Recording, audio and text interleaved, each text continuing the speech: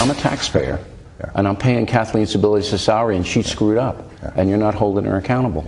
Well, I promise you that we hold everybody up and down the line accountable. But when we're midstream, Bill, that we want to make sure that our main focus is how do we make this thing work. Why didn't they fire Kathleen Sebelius when there was such a rocky rollout of the Affordable Care Act? We're still talking about that now because the president had said early on, no, we're going to concentrate on getting it right. Well, that point has passed. He says the website's working. And I think that's really the point. The president has not and did not today concede any real errors or problems, said things are working. And why do you fire somebody like Secretary Sebelius if things have been resolved? And he poo-pooed the big lie about you can keep your insurance if you like it, which we now know is not true. And he wasn't even apologetic about it. He wasn't apologetic about anything today. Pat, what is this president's legacy likely to be at this point? I mean, a lot can happen in 3 years. Well, we've got 3 more years. We don't know yet. But, you know, I mean, I think that the history, it depends on if the people in the mainstream media are writing the history, it will be one thing. If real historians write it, it may be another.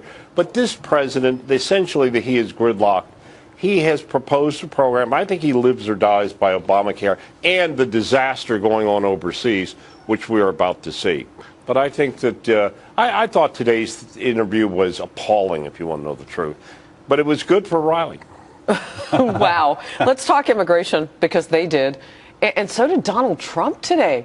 My goodness. He said that the new Republican plan for immigration, well, what did he say, John? I know you want to say it. I didn't hear what Trump said, but I can tell you that I think... He said it would be awful for this country, and I'm cleaning it up. Okay, well, he's wrong. I think the Republican plan says if you're here as an adult who came illegally as an adult, you could ultimately end up getting a green card, have legal status, work here, not worry about getting deported. But you can't get citizenship. Now, I think that is a fair proposal because you should not be able to break the law, break your way into America, and get rewarded with citizenship.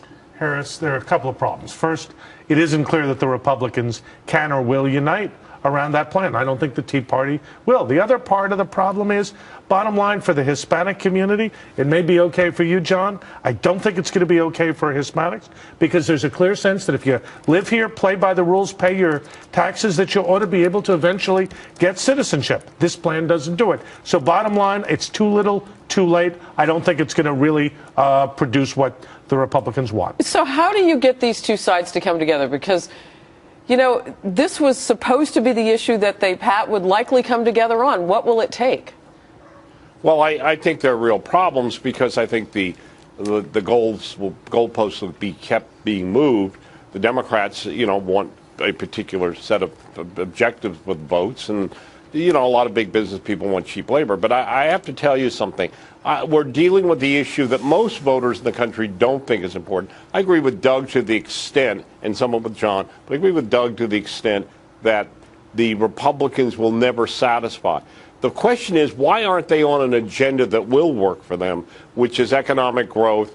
And by the way, in the pursuit of an Obamacare, they seem to be desperate. And they're going to be desperate, I think, to surrender, is what the leadership looks like. Okay, real quickly, I read that tweet from Slickersby, was this person's name, about a GOP health care alternative. And you said, well, you haven't really seen a complete plan yet. They went away for a retreat, the House Republicans, to the Eastern Shore of Maryland last week. And during that time, they issued a one-page statement of principles that was this immigration thing that we just debated. They have not yet done that on health care. We have 50 different Republican senators and congressmen, each having a plan. And we have all said on this show that Boehner and Mitch McConnell need to get together, get all the members in a room, and hammer out a Republican health care plan that they all campaign on this year. You know what? Cindy S. is not happy. She says the president, in her words, screws up, and it's the Republicans' fault. Really? Is that what you're saying? That's what the president is saying. And the reason why John and I and Pat are so frustrated is the Obama administration is failing. 43% approval, but there's no Republican narrative either of criticism or, more importantly, of positive change. All right.